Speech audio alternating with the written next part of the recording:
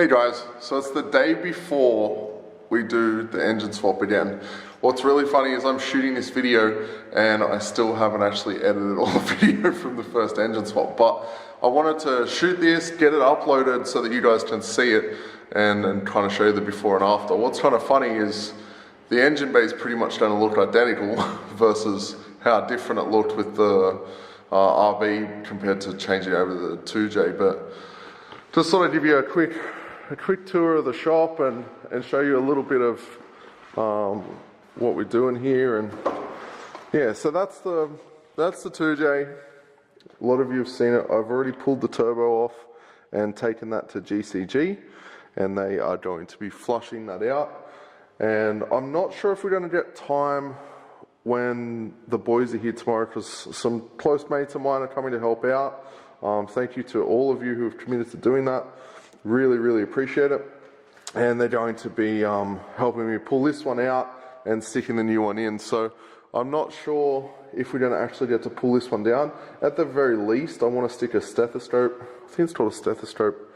It's basically a camera on the end of a stick that you stick in the bores and have a look and see what's going on. So hopefully we can at least do that. And if there's like massive scores in the bores, we'll know that there's been foreign objects that have been pushed in through there. Hopefully that's the case, and I can write it off as use the wrong kind of person, wrong kind of fabricator to do the work I needed to do, and they just left too much metal shavings and stuff in and around the turbo, which got sucked in and went through the motor. But if that's not the case, then it's going to be something else, and we have to figure out what that is. But either way, we'll have some kind of better understanding tomorrow, and from there we'll be able to make more of a diagnosis. So I'm going to leave this here. The new motor kind of looks like a bit of a boat anchor. There's the new motor just there. I'll just get it to focus. There we go. So it's a little rusty. It's a little dirty, like the water pump's coming off. I've got a new water pump. I've cleaned up the oil pump a bit. Everything's looking heaps better. The funny thing about it, I'm a bit of a perfectionist, is a lot of this stuff that I clean, because it basically looks like this. It's oxidization from the ocean, because these engines come over from Japan. Well, you can see one there actually. These engines come over from Japan, and they sit in the salt for quite some time. Well, they sit out in the open air for quite some time, and yeah, they get pretty dirty. So yeah, I've cleaned it up a little bit, but you can see there's still like a fair bit of rust on the block. It's all just external stuff, so it's not a big deal. So let's go upstairs real quick, and I'll show you. I think I have all the old pistons and stuff, all the minced up ones I have just here somewhere. Yep. So this is what is left of number 6 piston in the RB. So you can see it's hit the valves pretty bad. The piston itself is in a million different pieces. Let's just get that to focus. Yeah, it's in a million different pieces. This, I can't remember what this is called, but this is the main piece that connects the conrod to the piston. Goes in there. Looks pretty brand new. Let's got a few dings and scratches. This is one of the caps off the bottom of the conrod.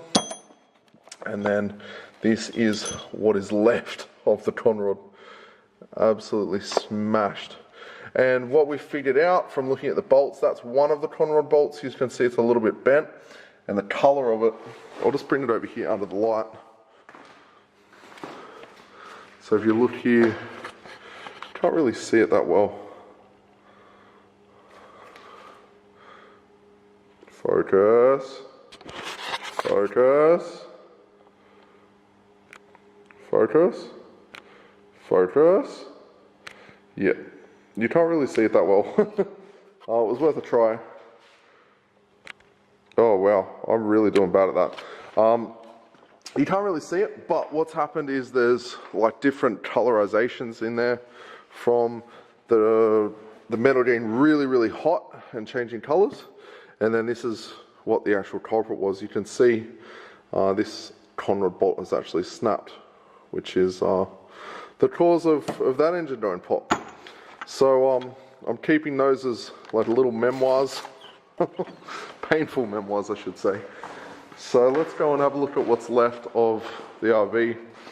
From speaking to a friend of mine today, he said that it's basically, and he just used a mess up here, it's like a mezzanine of car parts. Car parts everywhere.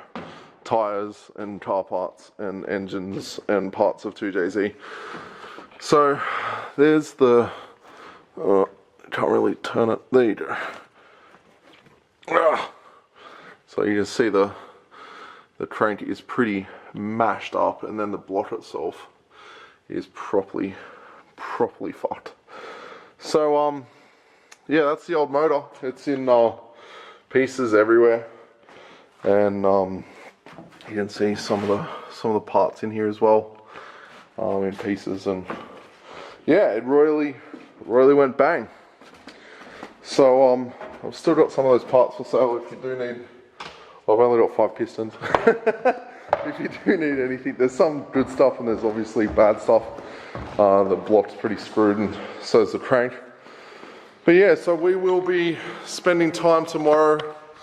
Me and the boys will be spending pretty much all day here tomorrow working on Larry. Gonna pull the motor out at first, and then put the new one in, or swap some stuff over it. What's really funny, and this is one of the reasons why I decided to go 2J after all, is we're literally just unbolting a bunch of stuff from one motor and then bolting onto another one.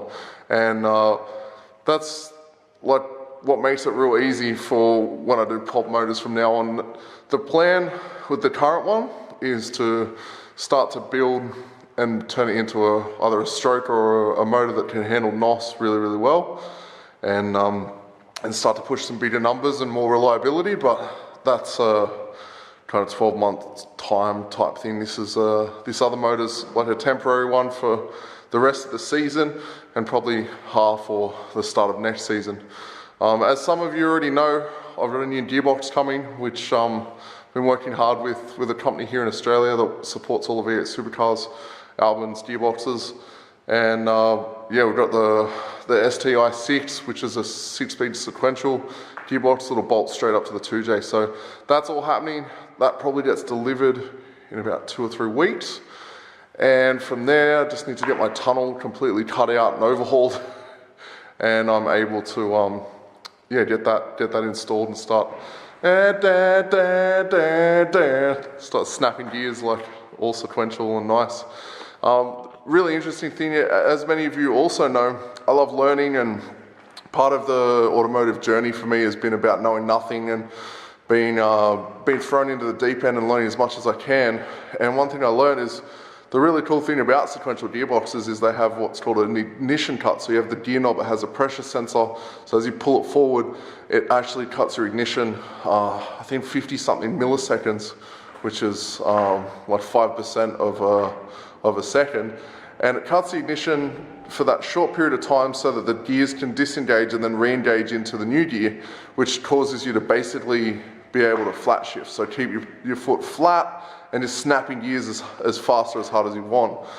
The thing that sucks about drift is because you're never backing off your drivetrain, you're constantly turning the wheels. Whereas with grip, if you ignition cut, the car essentially like slows down for a second. At least that's how I understand it. So it will not have the load on the drivetrain, and therefore you can actually flat change gears.